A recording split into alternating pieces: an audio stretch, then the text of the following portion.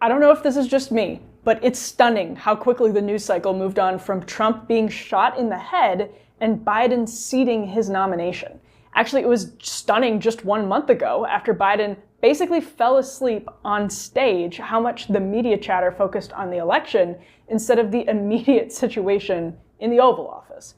Weeks later, and I think this is still true, the President of the United States is incapacitated, and nobody is talking about it, except maybe Kamala Harris, and we'll get to that in just one moment. But I mean, we're funding 2 hot wars with nuclear powers right now, and even if we weren't, the American people who, on average, it's worth remembering, work 4 months out of the year just to pay their tax bill, deserve a president who, at the very least, is mentally able to make it through a sentence without involuntarily losing his place and visibly struggling to remember where that sentence started. Think about the men and women who are enlisted in our armed forces. Think about their family. Their lives are on the line. Their kids' lives are on the line back home. Joe Biden is the commander-in-chief of our men and women serving in the military. And average people care about their families and their kids too, and they deserve better. But again, virtually nobody is talking about this. There's no serious effort in Congress or the cabinet or the media to push for Biden to leave office or to be replaced by the 25th Amendment. A lot of people, myself included, suddenly familiarized themselves with the 25th Amendment during the Trump administration, when everyone from Elizabeth Warren to Lawrence O'Donnell seriously suggested the 25th Amendment be invoked to remove Trump from the White House. It drove many a news cycle. The infamous, quote, anonymous New York Times op-ed actually upended the presidential administration back in 2018, in part because the author, who we now know as Miles Taylor, suggested that Trump's own cabinet had flirted with invoking the 25th Amendment.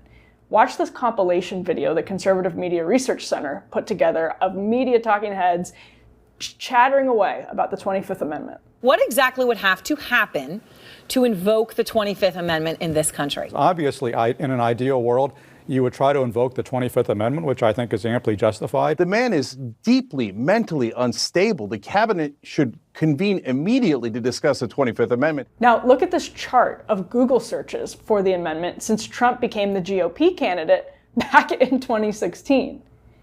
This is a reflection of the media chatter, and there was way more of it back then, when the president was merely disliked and not actually clearly declining in front of our eyes. Searches this year have declined since there was an initial spike right after the debate. Now, though, a new report from journalism legend Seymour Hersh, long beloved by the American left, actually suggests that Kamala Harris pushed Biden off the presidential ticket by threatening to invoke the 25th Amendment. Hersh reported on Saturday that Obama called Biden the day he ultimately resigned from the ticket to say that he had Kamala Harris's approval to invoke the 25th Amendment. I don't care if you're on the left or the right. This is not a partisan issue. Joe Biden has a vice president. She can finish a sentence without forgetting the subject.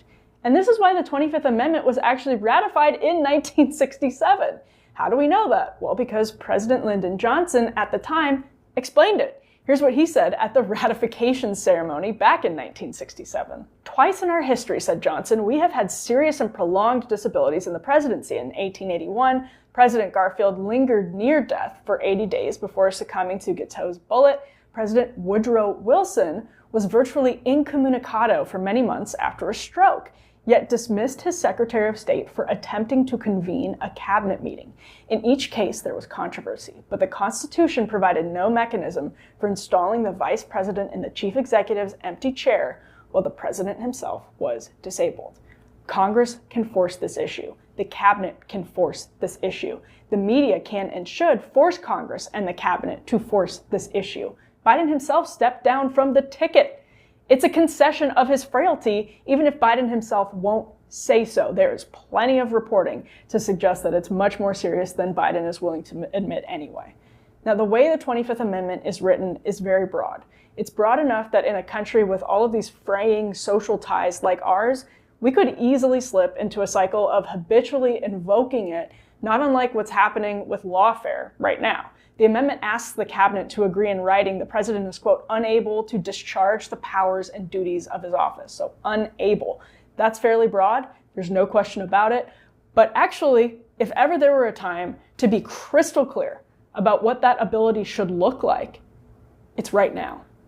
We're in a constitutional crisis until someone else is sworn in, which looks like it could be January. So God help us. Head over to undercurrents.tv for a lot more.